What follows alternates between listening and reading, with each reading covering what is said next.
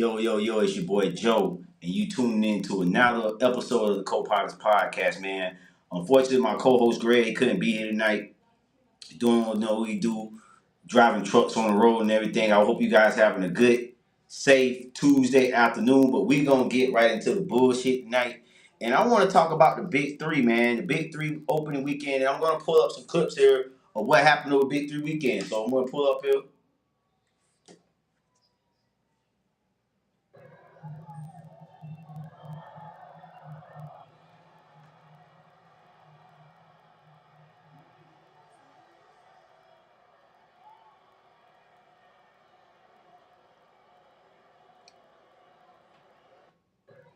So that's one clip, and then I'm gonna pull up this other clip of Steven Jackson. He got into it with a player over the weekend in the Big Three, and then I'm gonna come back and I'm gonna discuss my thoughts on what happened to Big Three this weekend, man. So I'm gonna get the clip up here ready for you guys, and then we're gonna discuss it. And let's see. Let's see what he said. He's gonna crash out and burn somebody. I want to get to that part. Let me see if they can play on this.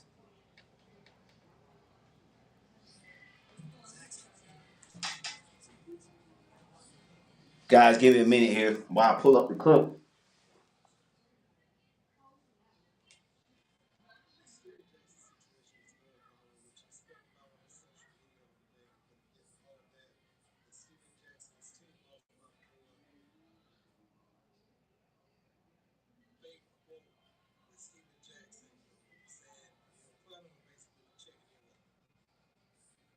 Well, I can't find that. But to get to the clip, I want to get to it. I want to show you the actual clip of it. Okay, uh that he had in here. I thought I would have it ready for you guys. Sorry about that. I really want you guys to see this clip.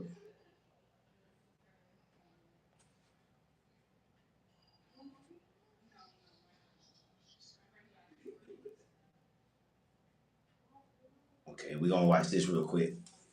But my thing is this right here. When it comes to Steven Jackson,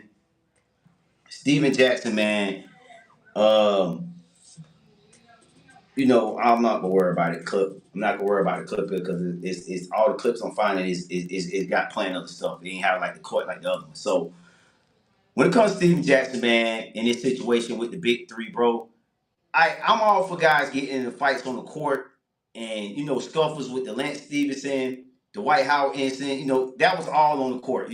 Within the competitive game. But what Steven Jackson was doing, man, talking tough, talking about he gonna burn somebody and all this other stuff like that, there, bro.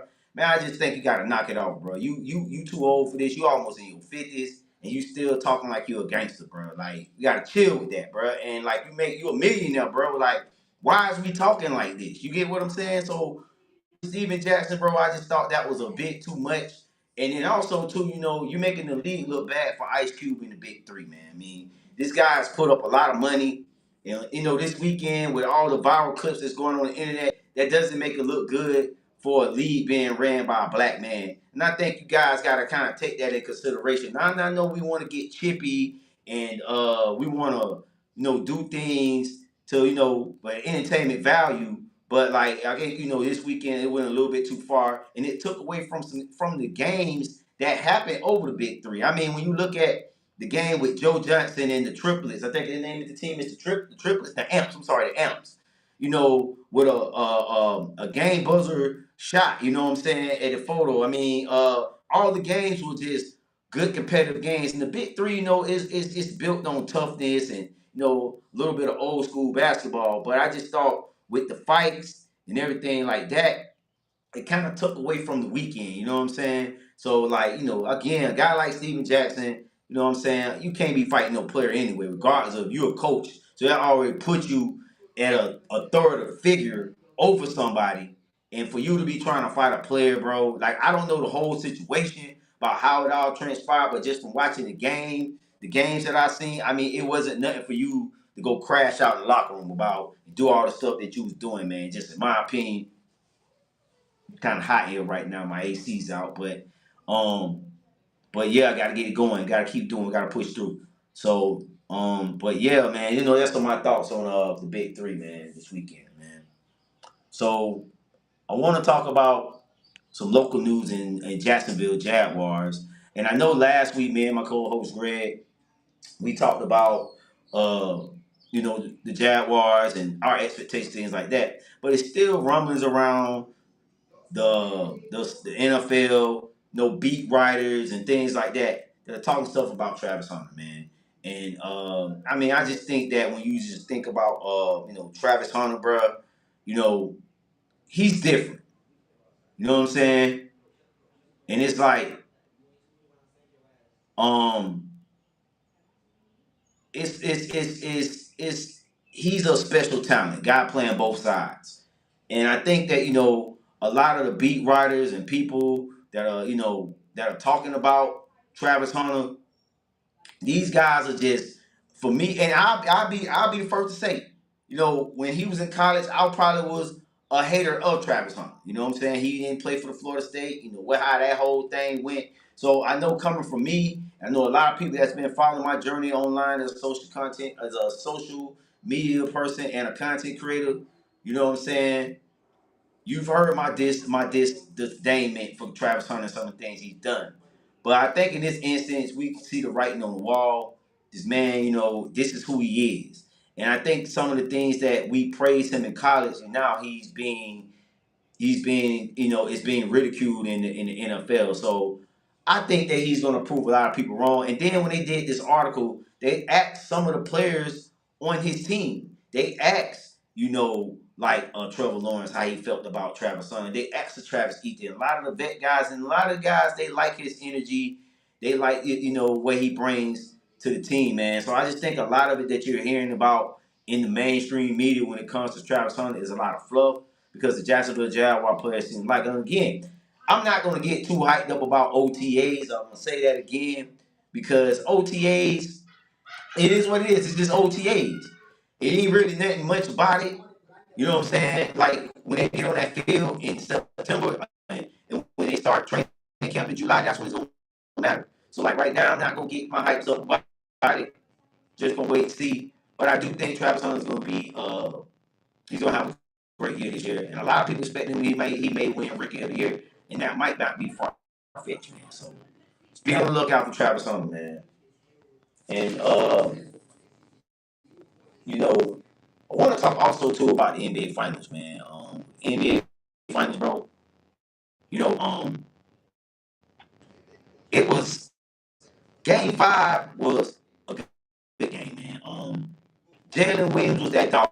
I'm talking about that boy went off 40. He had a 40 piece. You know what I'm saying? He had like that McDonald's special where you get on the app where they sell you get 220 pieces for like $15. That's what that boy looked like last night. He was special. I mean, Jalen Williams, man, the way he just elevated with SGA last night. He kind of told SGA, hey, you know what, I got this tonight. SGA didn't have to play his best game, but he put it on him, man. And when the Pacers came in the fourth quarter, how they was making that run, it looked scary for a minute. Like, oh man, look like they gonna come back. But Jalen Williams, boy, that boy did his thing last night.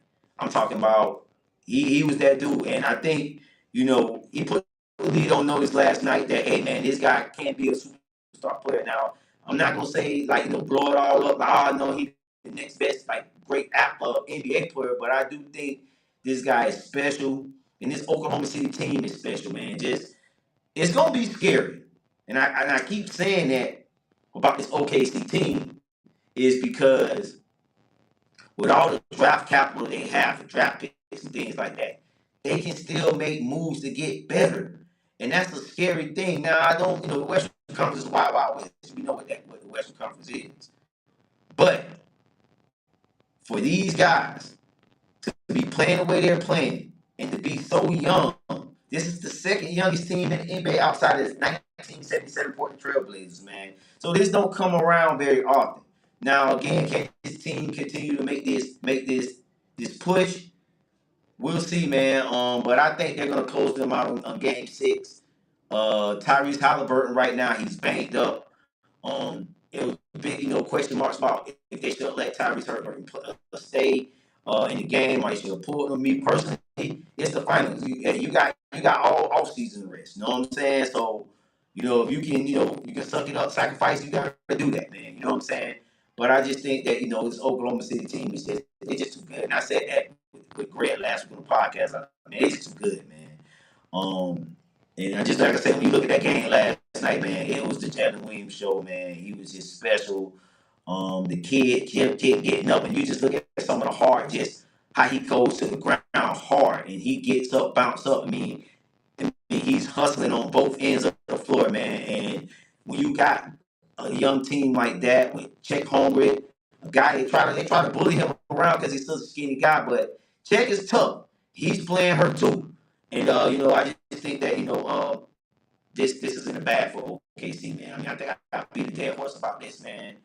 Game 5, it still did. Me and Greg was talking on the phone about this, and we said the first team that we can win 2 games in a row is going to be the team to win this series. And I think OKC has finally took a hold of this series. Now they're in a command lead 3-2.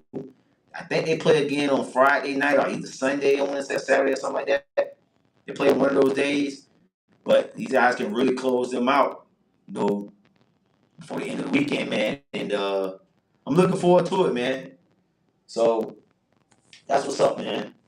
So with that being said, man, that's going to conclude the show for the night. You know what I'm saying? We're going to be on too long tonight, whatnot.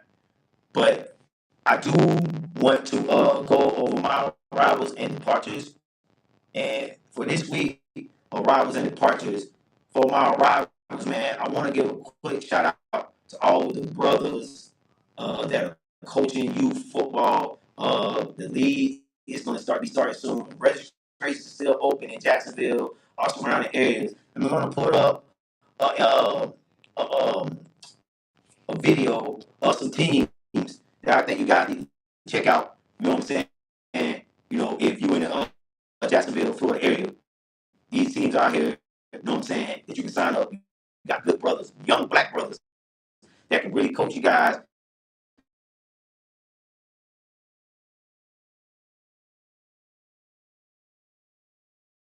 Dang. See what's up. What's really going on.